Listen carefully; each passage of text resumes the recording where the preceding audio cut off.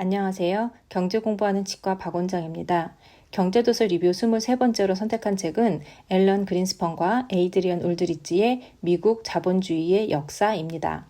1926년 뉴욕시 출신인 그린스펀은 유대인 부모 밑에서 자랐으며 음악인이 꿈이어서 줄리어드 스쿨에 입학했지만 진로를 바꾸어 뉴욕 대학에서 경제학 학사, 석사, 박사를 받았습니다. 1987년부터 2006년까지 약 20년간 미국 연방준비제도 이사회 의장을 역임했습니다. 연준 의장으로 임명되자마자 1987년 주가 폭락 사태를 빨리 회복시켜 주목을 받았지만 2001년 닷컴 버블의 주요 인물로 지목이 되었고 주택시장 활성화를 목적으로 허가를 내준 부실주택 대출 파생 상품이 2008년 서브프라임 모기지 사태의 가장 큰 원인이 되어 세계 금융경제에 타격을 입힌 인물로 맹비난을 받기도 했습니다. 공동 저자인 에이드리언 올드리지는 이코노미스트지의 정치 부문 에디터이며 옥스퍼드 대학에서 역사학 박사 학위를 받았고 이 책 이외에 9권의 저서가 있습니다. 앨런 그린스펀과 에이드리언 올드리지는 이 책에서 생산성, 창조적 파괴, 정치라는 세 가지 주제에 초점을 맞춰 미국의 기적 같은 성공에 대한 포괄적이면서도 탁월한 이야기를 들려주고 있습니다.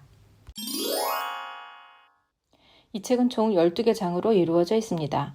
1장 상업공화국, 2장 두 개의 미국, 3장 자본주의의 승리, 4장 거인의 시대, 5장 자유방임주의에 맞선 저항, 6장 미국의 본업은 사업, 7장 대공황, 8장 성장의 황금기, 9장 스태그플레이션, 10장 낙관의 시대, 11장 대침체, 12장 쇠퇴하는 미국의 역동성. 본문 내용만 520페이지에 달하는 책이라 두 편에 나누어 리뷰하도록 하겠습니다. 1장에서 6장까지는 23-1편, 7장에서 12장까지는 23-2편, 이렇게 두 편으로 나누어 리뷰하겠습니다.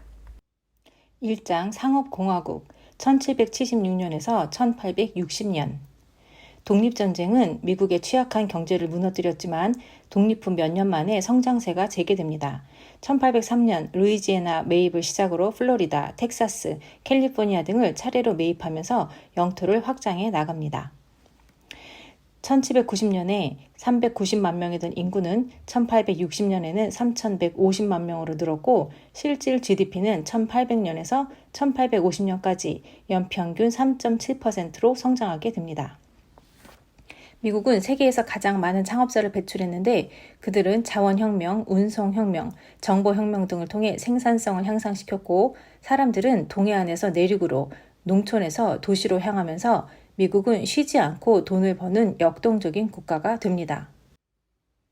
2장 두 개의 미국 1776년에서 1865년까지 미국의 역사가 나아갈 경로를 놓고 대립하는 두 개의 진영으로 나뉘게 됩니다. 산업적 근대화를 추구하는 해밀턴과 노예제를 바탕으로 한 농업사회를 추구하는 제퍼슨의 논쟁으로부터 갈등이 시작되게 됩니다.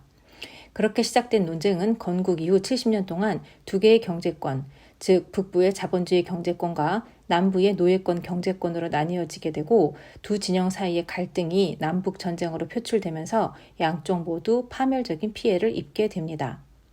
남북전쟁은 발전한 북부와 퇴보한 남부 사이에 분열을 굳히긴 했지만 미국의 미래를 둘러싼 최대의 분열을 해소했고 워싱턴을 장악한 공화당이 어떤 모습의 미국을 원했는지 알게 되는 계기가 됩니다. 3장 자본주의의 승리 1865년에서 1914년 미국은 다른 어느 시대보다 이 시대에 많이 변화했는데 가장 큰 두 가지 변화는 새로운 원자재와 새로운 기술의 도래에 따른 기술적 변화와 서부가 국가 경제에 통합되는 지리적 변화입니다. 기술적 변화에서 미국의 창의성은 혁신의 사용자 친화성을 높이고 혁신을 상업화할 수 있는 기업을 만들고 이러한 기업을 성공적으로 운영할 수 있는 기법을 개발하는 데서 발휘됩니다. 철도가 생기면서 시작된 서부로의 확장을 이끈 지리적 변화와 기술 혁신의 결합은 농업 생산성을 크게 향상시켰으며 전 세계 밀과 고기의 새로운 공급원으로 서부가 떠오르게 되었고 철도 회사는 캠페인을 통해 전 세계로부터 이민자를 서부로 끌어모으게 됩니다. 4장 거인의 시대 철강왕 카네기, 석유왕 록펠러, 금융왕 JP 모건으로 대표되는 그 시대의 거인들은 규모의 경제를 활용하고 이전에는 존재하지 않았던 시장을 창출했으며 갈수록 저렴한 제품을 공급해 가면서 부를 쌓아 나갔습니다. 기업계 거인의 부상은 상장 주식회사라는 새로운 사업 조직의 부상과 함께 이루어졌고 시장이 성숙해질수록 규모를 키우려는 노력은 수직적, 수평적 형태의 합병 욕구로 드러나게 됩니다. 상장 기업은 대개 경영과 소유를 분리했고 대중이 지분을 보유하고 전문 경영인이 지배하며 갈수록 많은 표준화된 제품을 생산하려고 기를 쓰며 최대한 많은 것을 자체 생산하려는 초대형 기업이 미국 경제의 핵심이 되게 됩니다.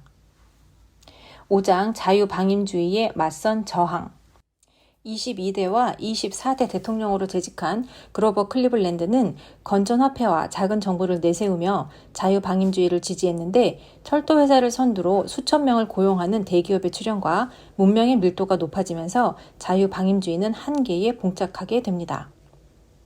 철도 부문과 제철 부분을 중심으로 노사 분열이 심해지고 진보 진영은 정치 체제를 재설계해 그로버 클리블랜드의 세계에 대한 공격을 완료했으며 미국은 무한한 가능성의 나라에서 한계와 절충의 나라로 바뀌는 긴 변화를 시작하게 됩니다. 26대 대통령 시어도어 루즈벨트는 모든 사람의 재산권은 공동체의 포괄적 권리에 따라 어느 정도든 공공복지에 필요한 수준으로 규제되어야 한다고 선언하고 자유방임주의에 맞선 저항을 시작합니다. 28대 대통령 우드로 윌슨은 1913년 연준법에 서명하면서 제도적 혁명을 불러왔으며 1917년 제1차 세계대전 개입을 묵인하면서 큰 정부를 꿈꿨지만 전쟁이 끝난 후 윌슨이 키운 거대한 정부는 버려졌고 그 후에 미국의 진보 진영은 유럽의 반체제 정당에 비하하면 귀여운 수준이었다고 합니다. 6장 미국의 본업은 사업 1920년대를 장악한 것은 세 개의 주요 주제였습니다. 첫 번째, 자동차 산업에서 주로 이루어진 생산성 개선. 두 번째, 서비스 부문의 성장과 도시의 부상에 따른 경제 현대화. 세 번째, 전기, 자동차, 비행기, 주식회사 등 자유방임주의 시대에 이루어진 위대한 혁신의 민주화와 보급이었습니다. 자동차는 미국 경제의 핵심을 차지했고 전기혁명으로 각종 가전제품이 등장했으며 가장 혁명적인 기기인 라디오가 탄생했고 에어컨의 발명으로 현대 산업을 운영하기에는 너무 더웠던 남부지역 선벨트가 신경제의 심장부가 됩니다. 미국은 창조적 파괴의 밝은 측면을 누리며 30년 동안 거의 쉼 없는 경제 성장을 이뤘지만 해마다 늘어나는 소비자 부채와 반이민법으로 대표되는 미국 우선 국수주의가 창조적 파괴의 어두운 측면을 드러낼 요인으로 드러나기 시작했습니다.